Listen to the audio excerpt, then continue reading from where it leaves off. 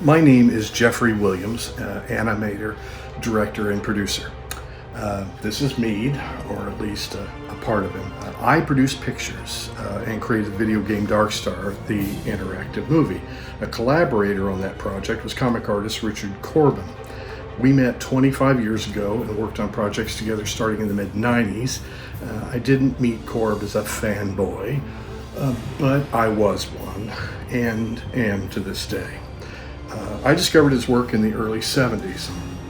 My mother hosted many a bonfire as she confiscated Warren magazines, eerie, creepy, Vampirella, and later heavy metal, but that was in high school, so I got better at hiding them by then. My viscerally gory underground comic stash, though, that was her favorite. This one's signed,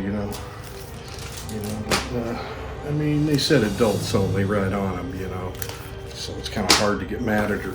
She probably burned thousands of dollars worth of comics, but I really collected them all, so I have every issue of all the Warrens and all the undergrounds back in my world. I think my mother would rather I did drugs than read these things. But one survived her unscheduled raids and searches of my room. This one. 12 years old, and I walked by a head shop on my way home from school. Through the picture window was a huge rack of psychedelic comic covers. Inside's a guy that looks like Gilbert Sheldon drew him. A refugee straight from the pages of the fabulous furry Freak Brothers. This guy was Phineas, okay? Fuzzy black hair, long beard, granny glasses, and a tie-dyed impeached Nixon t-shirt. So he didn't even look up as I trepidatiously approached the beckoning mass of undulating, forbidden graphic joy. So I'm thumbing through the pages of Robert Crumb, Von Bowe, Jackson, Irons, and then a bright pink cover by a guy named Gore caught my eye. I later learned that his name was Richard Corben. I rustled 2 quarters out of my pocket along with a couple of pennies for tax, and held up the comic with my thumb over adults only, and clearly stamped on the front cover as if that would work. But actually it did work, and he took my money, and as I walked out the door, he kind of stopped and turned back and said, "What are these comics about?" And he looked up and he just leaned in and said, "Things." I was already making movies with this camera. My grandfather gifted it to me when I was a kid. And so stop action clay dinosaur disaster films with a budget of $2.65 per film. That was film and developing. Bought from a store called Skaggs. Sounds like a STD, doesn't it? But no, that was kind of a small version of Walmart back in the 70s. So Laurel and Hardy movies I made with my fat friend Sean McGinn. I was Stan. I was much thinner then and no facial hair and a derby hat. Now I'm fatter than he was. But I dreamt of making a movie out of this. And 50 years later, I did. I put together a short pitch video, more for myself than anyone else. I wanted to see if I could even pull it off. So I sent it to Richard to see what he thought, and he went through the roof in a good way. He loved it. He immediately hooked me up with his longtime writing partner, Jan Strnad. Now I knew who Jan was, although I'd been pronouncing his name Jan Strnad. I thought he was Swedish or something. Corb was a god, and Strnad wrote for God. Some trivia. Jan, Richard, and I all have birthdays within just a few days of each other, 3 or 4 days. Rich and I attended the same art college, Kansas City Art Institute. He in 1960 and me in 1980. We all 3 grew up within about 100 miles of each other. Not sure if any of that is important, but there you are. That's what trivia is. It's trivial. So Jan had the same response Corb did, so we're off and running, right? I sent him my first draft of the screenplay, and he really seemed to dig it. He asked if he could set cursor and Strnadize it. So, right, I'm going to say no to Disney writer Jan Strnad, the guy who writes for God. forget about it.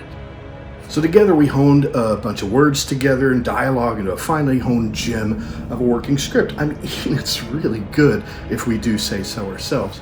The most productive and fruitful collaboration truly I've ever had in my life. He'd say the same thing out in public, but to be real, I drove him nuts. While Jan punched up the screenplay, I began animating the picture. Thousands of little pictures to make one big one. It took 3 years all by myself doing this, and we had a complete movie, clocking in at 94 minutes. It was missing just one thing: actors. So here we are, a movie that has the Pixar equivalent of about $200 million of animation, a full musical score, sound effects, and a great script. But no people. I needed a voice for Mead here, and during the writing process, I had John Lithgow in my mind. I had conversations with his agent, and it was looking good for several months, to get the guy who's in Twilight Zone, the movie, and The World According to Garp, Third Rock from the Sun. I love him. But ultimately, John's schedule floweth over. John's agent said she had 3 actors she represented who were interested in the part, and one of them was Patton Oswalt. But as great as Patton is, I still had to get back with her and spend weeks rinsing the voice of John Lithgow out of my brain. But soon we had a contract, and before you know it, Jan and I were in a North Hollywood recording studio bringing me to life, through the hilarious filter of Patton Oswalt's mind and voice. And it could not have gone better. But there's this. A few pictures find their audience without big name actors on the screen. We had Patton Oswalt, but in voice only. Jan and I knew without at least one name actor on screen, our picture would be stillborn. I'd spent a lot of money, tens of thousands of dollars, producing faces to date. And to be frank, my budget was running a bit thin. And then an amazing thing happened. Jan and Richard's Kickstarter campaign for Mutant World successfully raised what they needed to get the project funded. So I'm opening faces up to you. Now, Jan is going to be talking about the plot of the movie in his video, so I'll just concentrate on all the cool things that you are going to get if you join us and back to meet the faces you meet. So the most important prize, of course, is the movie itself, why we're here. So you'll get a Blu-ray like this one. Beautiful, isn't it? The cool thing is your name is going to be on the credits. Every backer, I don't care how small, is going to be in the credits. That's pretty cool, right? And also, you'll be the first to ever see this film, possibly before the distributor. So we're also going to have these art prints. They're pretty good size. This one being the Richard Corben cover of the comic, the original, and this being the movie poster that I designed to promote the film. Then we have, and these are some. We got full-size posters too. They're glossy, they're huge, they're beautiful, and some will be available with Richard Corben's signature, Jan Strnad's signature, and my signature too. But there's something, here's my favorite thing. Okay, this prize is truly amazing and my absolute favorite. Richard has authorized a gorgeous reprint of his original comic story with newly remastered artwork. But I'm teasing you a little bit. This isn't it. This is it. It's huge compared to the original. It features both covers. It's clever. Yeah. And the cherry on top is that your name goes inside. We have 4 pages set aside to put your name in this comic book. Many of these will be signed by Richard and myself and Jan. This thing could be a Kickstarter project of its own. A lot of people really want this thing, but we wanted to offer something special and exclusive to our backers. Only you will get one of these collector's items.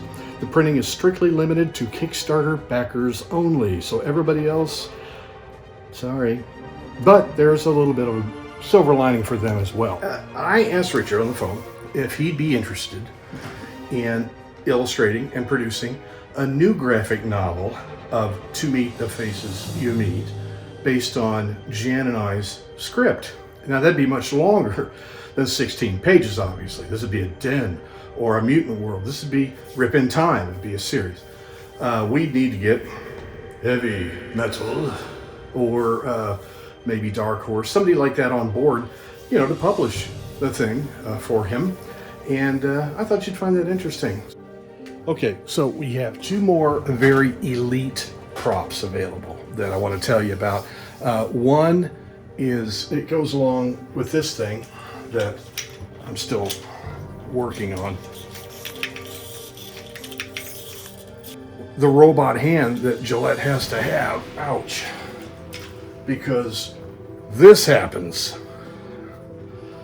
Yeah, it's even got hair on it. This was created by Nathan Shelton. He made the hand props in the movie Winter's Bone. You know, they go out in the bog and they find this guy's hands and give them to his daughter. So that's nice of him, I guess. But anyway, it's going to be using a live action scene right after Gillette's had his hand chopped off, and Frizz picks it up and he takes it with him and keeps it kind of as a bit of a trophy. But you know, Gillette deserves it. He's trying to kill Mead right at the moment this happens. So with this prize, you receive all the other prizes, even the autographs. So pretty cool, right? And there's only one of these bad boys to be awarded. We have a backup copy that Nathan made us, but you'll get the screen used one, not the backup. And so last we have one really special prize. You get all the prizes, like with the hand, you get the autographs, and the thing that's really special is up in the credits at the end of the movie, the first credits that come up with the big words, you know, with my name, your name will be with associate producer next to it. So, you know, the people in the theater or wherever there's a show, Netflix, who knows, they're going to see your name really big in color. It's going to be quite a deal. So we're only giving away one of those bad boys too. Jump in line to get that. So there you have it. We need your help to increase our budget enough to add 1, 2, maybe more actors to our cast to round it out to finish our film. We've set our minimum goal at $25,000. That'll be enough to cast the role of Frizz opposite Patton Oswalt. But maybe, just maybe, we can keep the love going just enough to up our budget to the point where we can add a few more. It's up to you, and I want to thank you for backing our project and for supporting independent film in general. Thank you. Say goodnight, Pete. No, and again, no.